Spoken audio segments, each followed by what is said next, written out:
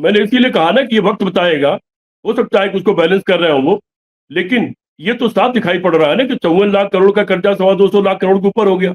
वो गया कहाँ? कौन सा काम हुआ? कोई नई इंडस्ट्री नहीं लगी, कोई भाखड़ा नंगल बांध नहीं बना, कोई और तो बड़ी बड़ी संस्थाएं बनाई थी नेहरू से लेकर और तमाम लोगों ने, नेहरू जी से लेकर और हर आदमी ने, वो सारी चीजें नहीं बनी। वो चाहे सेल हो, चाहे गेल हो, चाहे और भी चीजें जितनी एचएल हो, जो भी चीजें, अगर वो नहीं बनी तो पैसे जा कहाँ रहे हैं? आखिर मुफ्त में क्यों बांटा जा रहा है? हम लोग गांव के रहने वाले लोग हैं, गांव में मजदूरों की क्या हालत हमें पता है।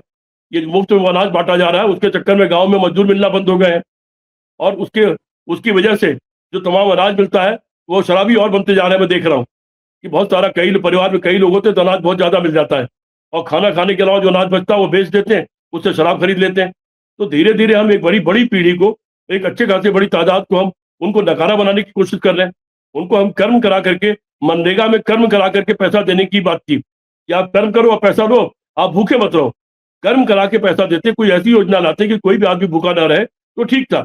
लेकिन मुफ्त में देना तो ये निश्चित तौर पर किसी भी समाज के भविष्य के लिए अच्छा नहीं है। उनको, आप अमेरिका से उदाहरण ले लीजिए ना, कि अमेरिका में राष्ट्रपति चुनाव हो चुका था, ट्रंप राष्ट्रपति हो चुके थे, लेकिन जिला लेवल की अदालत ने राष्ट्रपति को सजा दे दी।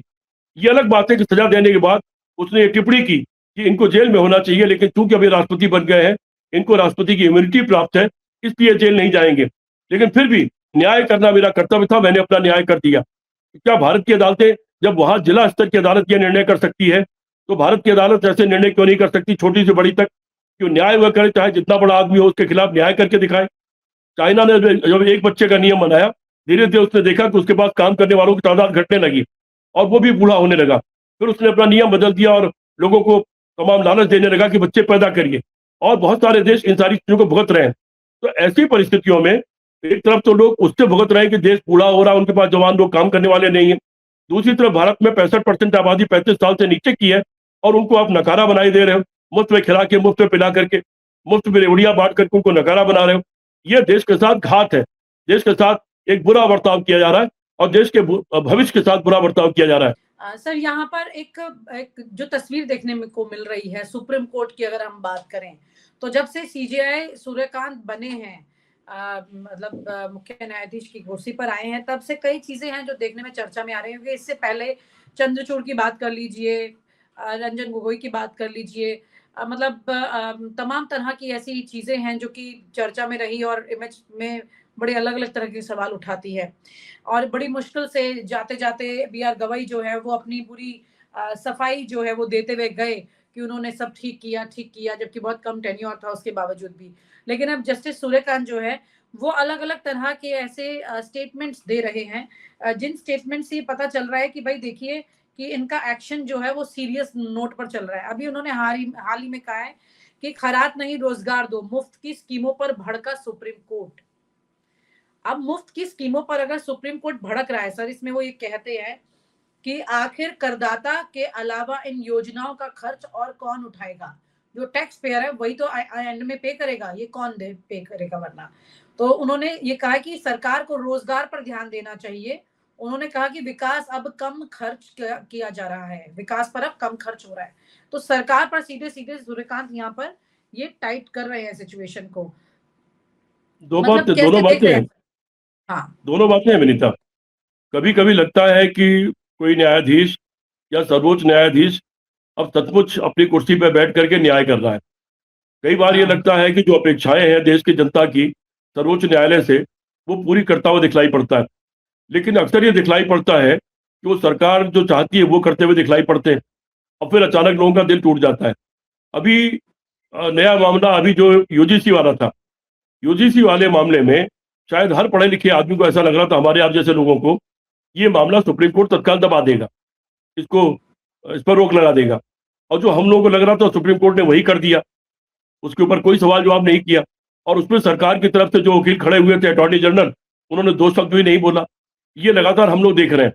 सुप्रीम कोर्ट हो, निचला कोर्ट हो, हाई कोर्ट हो, यद्यप उनके ऊपर टिप्पणी करना, पता नहीं जैसे भगवान पर टिप्पणी करना मान लिया गया है, और उसको कंटेम्प्ट ऑफ कोर्ट की संज्ञा दे दी गई है, जिसका मुझे लगता है कि लोकतंत्र में कोई स्थान नहीं होना चाहिए। वो भी भारत की जो तमाम संस्थाएं हैं उन्हीं में से एक संस्था है, वो भी कार्यपालिका विधायिका की तरह न्यायपालिका भी एक संस्था है। वो भी आलोचना के दायरे में रहनी चाहिए, उसको भी आलोचना के ऊपर नहीं होना चाहिए, उसके खिलाफ भी बहस होनी चाहिए। और उसके खिलाफ मैं तो चाहता हूं कि कहीं भी बहस हो सके, जब तक वो पूरी तरह से पारदर्शी और ईमानदार न दिखाई पड़े। तो सुप्रीम ये अदालतों ने अपने को कुछ इस कदर गिरा लिया है इस दौरान, उनकी पोजीशन इतनी खराब हो गई है कि पहले क्या था कि आम जनता को 2-3 चीज़ों पे विश्वास होता था। शुरू में ये लगता था कि अगर हमारी किसी पत्रकार से मुलाकात हो जाएगी और वो हमारी बात छाप देगा, तो हमको न्याय मिल जाएगा। फिर उसका दिल टूटा कि पत्रकार भी न्याय नहीं दिला पाता, उसकी कोई मतलब नहीं रह गया। उसके बाद उसको अदालत से लगता था कि हम अदालत चले जाएँगे, और आदमी अदालत धमकी देता था, हम अदालत चले जाएँगे। तो उसके लगता था कि अदालत हम चले जाएँगे तो हमको न्याय मिल जाएगा। लेकिन धीरे-धीरे वो परिस्थितियाँ भी बदल गई और वो न्याय भी कहीं न कहीं लोगों का धुंधला हो गया, लोगों का विश्वास तो धुंधला हो गया। अब तो आदमी के पास सिर्फ भगवान की अदालत रह गई है कि भगवान न्याय करेगा तभी हमको न्याय मिलेगा। और ये स्थिति बहुत खतरनाक है। किसी भी मानवता के लिए, सभ्य समाज के लिए ये स्थिति अच्छी नहीं है कि लोग अदालत पर विश्वास करना बंद कर दें और भगवान पे विश्वास करने। भगवान पे विश्वास करना गलत नहीं है। ईश्वरवादी व्यक्ति इनमें होता है, वो अपनी जगह चीज़ है। लेकिन न्याय के सवाल पर, ज़मीन पर जो न्याय होता है, वो न्याय तो अदालतें देती हैं। उस मामले में अदालतें कहीं न कहीं फिसलती हुई दिखलाई पड़ी है और ये बहुत अफ़सोसजनक है। लोकतंत्र जो-जो मजबूत हो रहा है, देश परिपक्व हो रहा है, लोकतंत्र के जितने साल बीतते जा रहे हैं, अदालतों को उतना ज़्यादा और निकल कर आना चाहिए और प्रभावशाली उनको। आप अमेरिका से उदाहरण ले लीजिए ना, कि अमेरिका में राष्ट्रपति चुनाव हो चुका था, ट्रंप राष्ट्रपति हो चुके थे, लेकिन जिला लेवल की अदालत ने राष्ट्रपति को सजा दे दी। ये अलग बात है कि सजा देने के बाद उसने ये टिप्पणी की कि इनको जेल में होना चाहिए, लेकिन चूंकि अभी राष्ट्रपति बन गए हैं, इनको राष्ट्रपति की इम्यूनिटी प्राप्त है, इसलिए जेल नहीं जाएंगे। लेकिन फिर भी न्याय करना मेरा कर्तव्य था, मैंने अपना न्याय कर दिया। क्या भारत की अदालतें, जब वहां जिला स्तर की अदालत यह निर्णय कर सकती है, तो भारत की अदालत ऐसे निर्णय क्यों नहीं कर सकती, छोटी से बड़ी तक? क्यों न्याय वह करे, चाहे जितना बड़ा आदमी हो उसके खिलाफ न्याय करके दिखाए। सिर्फ न्याय के तराजू पर वो न्याय करे। पहले न्याय के तराजू के साथ जो एक प्रतिमा थी, उस पर आंख पर पट्टी बंधी हुई थी, बाद में उसकी पट्टी हटा दी गई। तो अब तो बिना पट्टी के आपको दिखाई भी पड़ रहा है कि आप क्या देख रहे हैं। देख करके न्याय करिए। लेकिन दुर्भाग्य है देश का कि उस दिशा में जो चीज होनी चाहिए वो नहीं हो रही है।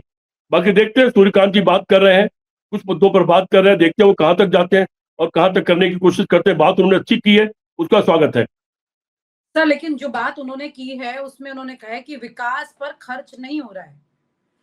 उन्होंने ये नहीं, बात वो तो बोली है नहीं हो कि रहा, वो तो अब दिख रहा बंद है। करो ये मुफ्त की सेवाएं और टैक्स पेयर देगा ये खर्चा सारा।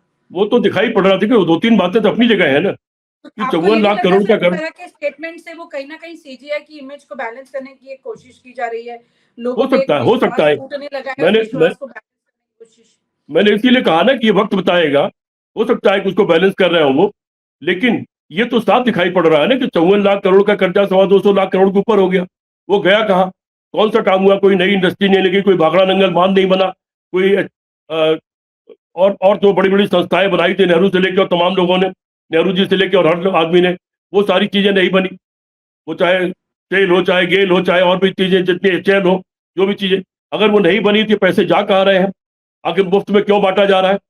हम लोग गांव के रहने वाले लोग हैं। गांव में मजदूरों की क्या हालत हमें पता है।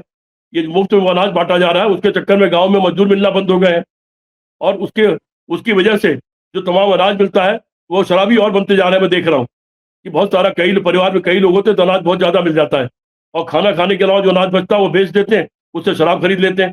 तो धीरे धीरे हम एक बड़ी बड़ी पीढ़ी को, एक अच्छे खासे बड़ी तादाद को, हम उनको नकारा बनाने की कोशिश कर रहे हैं। उनको हम कर्म करा करके, मनरेगा में कर्म करा करके पैसा देने की बात की कि आप कर्म करो और पैसा दो, आप भूखे मत रहो। कर्म करा के पैसा देते, कोई ऐसी योजना लाते कि कोई भी आदमी भूखा ना रहे, तो ठीक था। लेकिन मुफ्त में देना तो ये निश्चित तौर पर किसी भी समाज के भविष्य के लिए अच्छा नहीं है और ये देश के भविष्य के लिए भी अच्छा नहीं है। ये देश के साथ बुरा हो रहा है। ये आने वाली पीढ़ी जब उनको इतना नकारा बना देंगे, कई साल तक वो काम करने की उनकी आदत नहीं रहेगी, फिर आपको जब जरूरत भी पड़ेगी तो काम करें कैसे? आप जापान से पूछिए ना। जापान बूढ़ा देश होता जा रहा है। जापान जो पहले नंबर एक पे हुआ करता था पर कैपिटा इनकम से लेकर के अर्थव्यवस्था में, पूरी दुनिया में नंबर एक था एक जमाने में, धीरे धीरे वो बूढ़ा हो गया। बूढ़ा हो गया तो वहां पर काम करने वालों की तादाद कम हो गई। चाइना में भी यही हुआ। चाइना ने जब एक बच्चे का नियम बनाया, धीरे धीरे उसने देखा कि उसके पास काम करने वालों की तादाद घटने लगी और वो भी बूढ़ा होने लगा। फिर उसने अपना नियम बदल दिया और लोगों को तमाम लालच देने लगा कि बच्चे पैदा करिए, और बहुत सारे देश इन सारी चीजों को भुगत रहे हैं। तो ऐसी परिस्थितियों में एक तरफ तो लोग उससे भुगत रहे हैं कि देश बूढ़ा हो रहा है, उनके पास जवान लोग काम करने वाले नहीं है। दूसरी तरफ भारत में 65% आबादी 35 साल से नीचे की है और उनको आप नकारा बनाई दे रहे हो, मुफ्त में खिला के, मुफ्त में पिला करके, मुफ्त में रेवड़ियां बांट करके उनको नकारा बना रहे हो। ये देश के साथ घात है, देश के साथ एक बुरा बर्ताव किया जा रहा है और देश के भविष्य के साथ बुरा बर्ताव किया जा रहा है, और ये तत्काल रुकना चाहिए। सुप्रीम कोर्ट अगर सचमुच सीरियस है, सरकार खुद ही सिचुएशन में फंस रही है, क्योंकि कई जगह पर रिपीट गवर्नमेंट वो ले आई है और खुद मुफ्त की योजनाएं जब वो बोलते हैं तो फिर आकर के मामला ये फंस जाता है कि आगे उन योजनाओं को कैसे किया जाएगा, लोगों को दिया जाएगा, फिर वो दे नहीं पाएंगे तो फिर अपने वादों में अगले चुनाव में फंस जाएंगे। चुनाव बड़ी चीज नहीं है ना, मतलब ये सीबीआई का अटैक उनके लिए सेवियर है या अटैक है, मतलब मैं ये जानना चाहती हूँ। विनीता, ये बड़ा सवाल है। अभी भी देखिए, बजट पेश हुआ, केंद्र का बजट पेश हुआ उत्तर प्रदेश का, और पता लगा कि आधी के आसपास जो पैसे होते हैं वो खर्चे नहीं हुए होते हैं, पूरा साल बीत जाता है।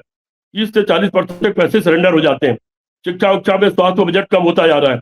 एक तरफ इनके मोहन भागवत कह रहे हैं शिक्षा और स्वास्थ्य मुफ्त होना चाहिए, महंगा नहीं होना चाहिए। दूसरी तरफ वो लगातार उन्हीं की सरकार महंगा करती चली जा रही है। डेवलपमेंट के जो सारे काम है, मैंने तमाम काम गिना दिए, वो सारे काम होते हुए दिखलाई नहीं पड़ रहे हैं। तो ऐसे में सीजीआई की टिप्पणी बड़ी महत्वपूर्ण है, लेकिन वो टिप्पणी फैसला कुन एक स्टेज तक चली जाए तब उसका मतलब है कि सीजीआई उसको एक फैसला कुन स्टेज तक ले जाए, तब ये माना जाएगा कि सीजीआई सचमुच अपनी बात को लेकर सीरियस है।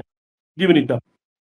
जी सर, ये बहुत गंभीर बात है, क्योंकि जहां एक तरफ सीजीआई भले ही ये बात कह रहे हैं कि भाई आप जो हैं वो टैक्स पेयर का पैसा लगा रहे हैं, मुफ्त की योजनाएं बंद कर दीजिए। सूर्यकांत जो कि अभी एक बड़ी ऐसी जिम्मेदारी संभाले हुए, क्योंकि पिछले जो सीजीआई रहे हैं, अब इन सीजीआई के सामने ये चुनौती है कि वो कैसे अपनी इमेज को जाते हुए वो भी ये सफाई ना देते हुए जाएं कि भाई देखिए मैंने अच्छा काम किया, क्योंकि बीआर गवाई जिस तरह से लोगों से पूछते हुए चले गए, और क्योंकि जस्टिस सूर्यकांत जो है उन्होंने आते के साथ ही किरण रिजिजू के साथ और जो एमओएस है लॉ के ये राजस्थान से, इनके साथ में उन्होंने टेनिस खेला, उन्होंने उनके साथ टेनिस खेला, फिर उसके साथ मुलाकात कर रहे हैं।